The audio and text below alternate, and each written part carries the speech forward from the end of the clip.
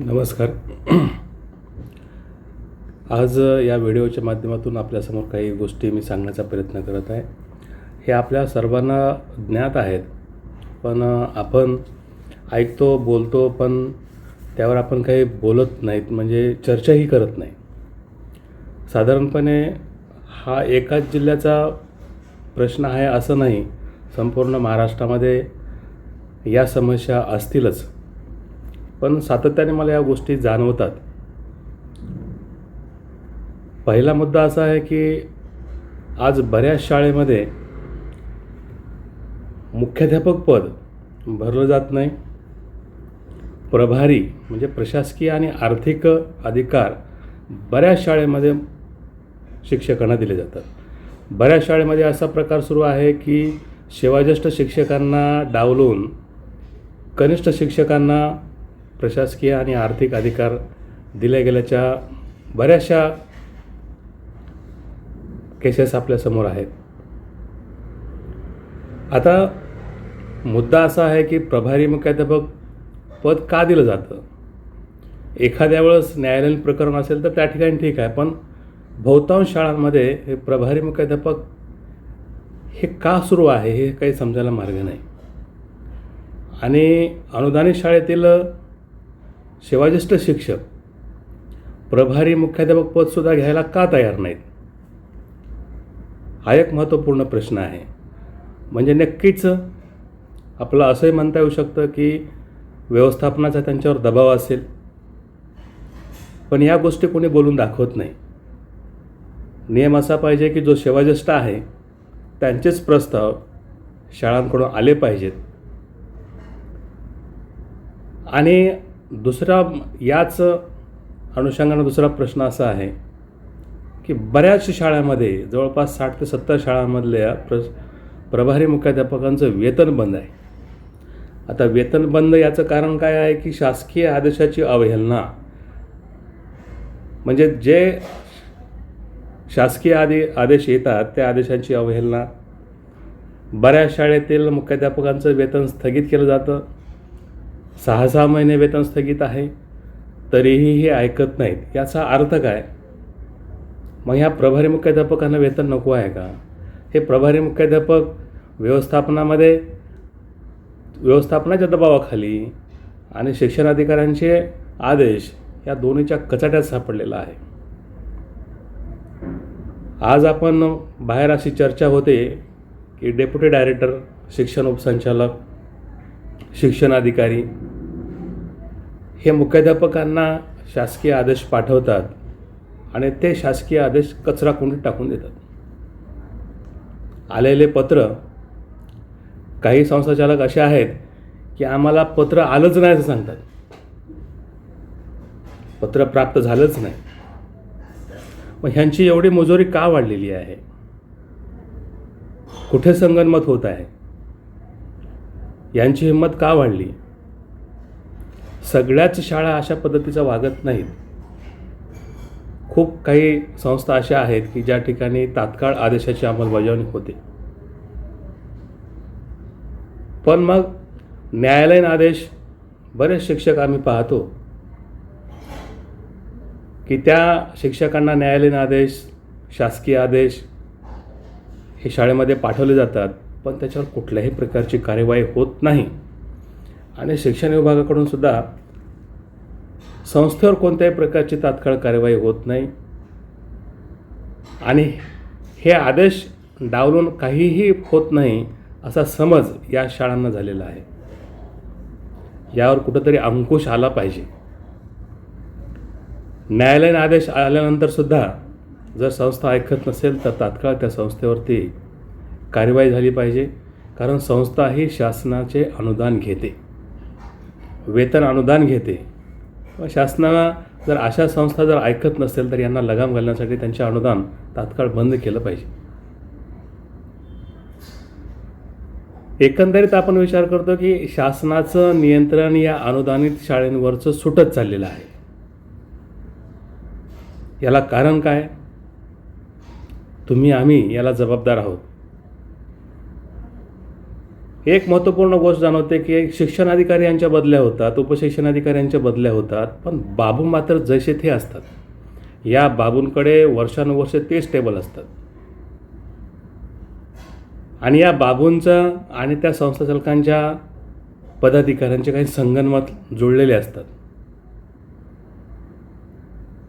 म्हणजे अधिकारी जरी नवीन आला तर बाबू तोच, फाईल पाठवणारा तोच. काही बाबू तर असे आहेत, लिपिक असे आहेत की कुठलंही काम असेल, कुठल्याही शाळेत असेल, द्या मी करून देतो, असे आपण पाहत आहोत.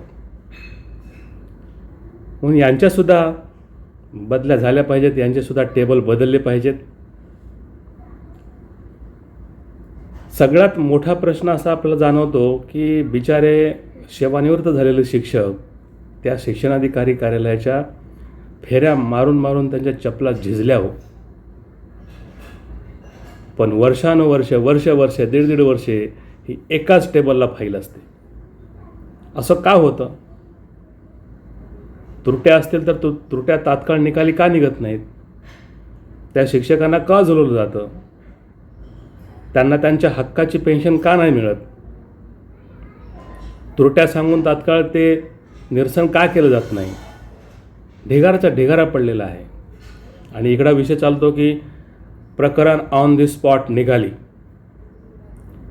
मग एवढे जर प्रकरणं ऑन दी स्पॉट निघत असतील तर या समस्या अजूनही का आहेत? 4-2 प्रश्न, अनुकंपावरच्या तत्वांना मान्यता, वैयक्तिक मान्यता, प्रभारी मुकादमे, हे तर नियमित चालणारे प्रकरणं आहेत. अशा प्रकरणाबद्दल ऑन दी स्पॉट प्रकरणं निकाली का निघत नाहीत? सेवानिवृत्त शिक्षकांना तात्काळ न्याय दिला पाहिजे, त्यांच्या हक्काची पेन्शन सुरू झाली पाहिजे.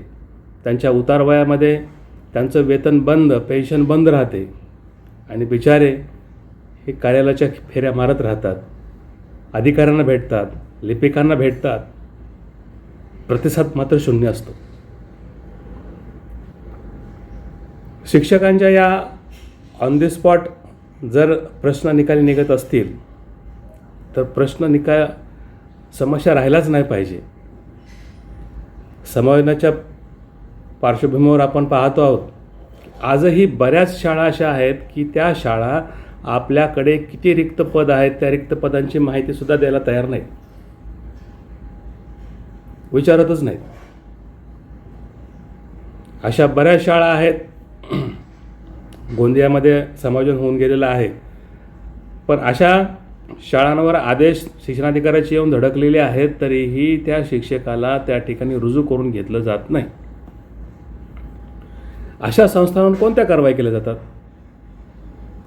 किती पदं वैपगत केलेली आहेत? तो शिक्षक नाही पाहिजे, दुसरा शिक्षक पाहिजे, यांना चॉईस का? जर त्या शाळेमध्ये रिक्त पद असेल तर जो समायोजित केलेला शिक्षक आहे त्या ठिकाणी त्यांना रुजू करून घेण्यास कोणती हरकत असावी? आणि पुन्हा सुनावण्याची आवश्यकता का? आणि सुनावण्यामध्ये पुन्हा तोच प्रकार. सुनावण्याचं पत्र पाठवलं तर व्यवस्थापन म्हणतं की सुनावण्याला आम्हाला पत्रच भेटलं नाही.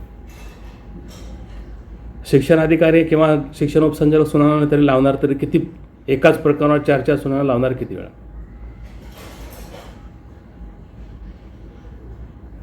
माझ्याच प्रकरणामध्ये शिक्षण उपसंचालकाकडे 4 सुनावण्या लावल्या होत्या. तत्कालीन शिक्षण उपसंचालक यांच्याकडे कार्यभार होता, चिंतामण वंजारी साहेबाकडे. आले नाहीत. स्वतः साहेबच म्हणे की मी काय त्यांना उचलून घेऊन येऊ का?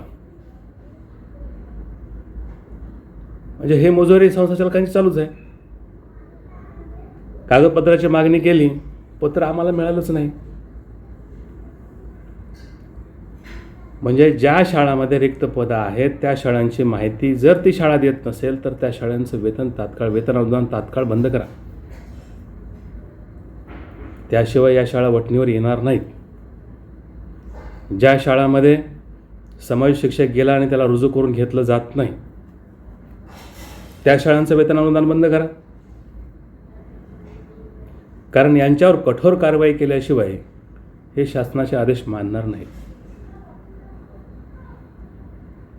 आज आणखी एक महत्त्वाचा मुद्दा तुम्हाला प्रकर्षाने जाणवताना आपला दिसतो. आज अशा बऱ्याच शाळा आहेत की त्या शाळेमध्ये विद्यार्थी संख्या 0 आहे, 0. आणि शून्य विद्यार्थी संख्या असताना सुद्धा 4 शिक्षक त्या ठिकाणी कार्यरत आहेत आणि त्यांचं वेतन गेल्या 4 वर्षापासून सुरू आहे. मग अशा शिक्षकांना, अशा शाळांना शिक्षण विभागाकडून अभय का दिलं जातं याची पडताळणी का होत नाही? म्हणजे असे जर शिक्षक त्या संघटनेमध्ये असतील आणि स्वतःला संरक्षण मिळवून घेत असतील तर शासनाच्या तिजोरीवर हा एक प्रकारचा डल्ला आहे. कुठलंही काम नाही आणि वेतन मात्र सुरू आहे, असाही प्रकार आहे. मग त्या शिक्षकांना जिथं पद आहे त्या ठिकाणी का पाठवलं जात नाही? वर्षानुवर्षे एका शाळेमध्ये चिटकून बसलेले आहेत त्या ठिकाणी. आणि काही शिक्षक नको आहेत, त्यांना बेकायदेशीरपणे अतिरिक्त करून सेवाज्येष्ठ असतील, बिंदू नामांकन असेल तरी त्यांना अतिरिक्त करून दुसरीकडे पाठवून द्यायचं का? कारण ते नियमानं राहतात म्हणून, तिजोरी भरली जात नाही म्हणून, की अन्य कोणती कारणं आहेत? अशा शिक्षकांचे तात्काळ माहिती घेऊन, आता या सगळ्या फायली ज्या असतात त्या शिक्षण विभागाकडे असतात, सगळी माहिती शिक्षण विभागाकडे असते. तर या गोष्टी आपण प्रकर्षानं पाहत असतो. आणि जे फुकटचा पगार घेत आहेत, फुकटचा यासाठी म्हणतो आहे की विद्यार्थी शाळेत नाहीत आणि जर आपण त्या ठिकाणी कार्यरत आहोत तर हा फुकटचा पगार आहे का नाही? मीही एक शिक्षकच आहे. या सर्व पार्श्वभूमीवर आपण थोडंसं विचार करायला पाहिजे. सगळ्याच समस्या सुटणार नाहीत हेही मान्य आहे, पण खूप शिक्षकांना या समस्यांना सामोरे जावं लागत आहे.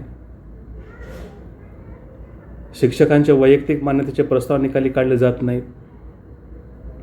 वरिष्ठ श्रेणीसाठी प्रस्ताव पाठवले जात नाहीत. एक शाळा अशी भेटली आहे, काही शिक्षकांच्या समस्या अशा आहेत की त्या ठिकाणी 4 ते 5 शिक्षकांना वरिष्ठ श्रेणी त्यांनी पूर्ण केलेले आहेत, प्रशिक्षण पूर्ण केलेलं आहे. पण ती शाळा वरिष्ठ श्रेणीचे प्रस्ताव शिक्षण विभागाकडे पाठवत नाही, म्हणून त्या शाळेच्या मुख्याध्यापकाचे पगार बंद. पगार बंद करता येत नाही, पगार स्थगित होतो. मग हे का पाठवत नाहीत? वेतन स्थगित करून कुठली समस्या सुटलेली आहे? यांच्यामुळे कठोर कारवाई होणं आवश्यक आहे. अशी प्रकरणं ऑन द स्पॉट निकाली का निघत नाहीत? हा माझा प्रश्न आहे. प्रकरणं ही सर्वंकष ऑन द स्पॉट निघाली पाहिजेत, तरच शिक्षकांना असं वाटेल की कायद्याचं राज्य आहे. म्हणून विद्यार्थी घडवण्याचं काम आपण करतो आहोत, त्यासोबत समाजघडणीचंही आपण काम करत आहोत. आणि हा अन्याय आपण सहन करून चालत आहोत. कुठंतरी याला वाचा फुटली पाहिजे. विचार करा, अंतर्मुख व्हा आणि या सर्व गोष्टींना, म्हणजे गोष्टी कमी झाल्या पाहिजेत, हळूहळू कमी होत गेल्या पाहिजेत, यासाठी आपण प्रयत्न करूया. या ठिकाणी मी थांबतो. नमस्कार.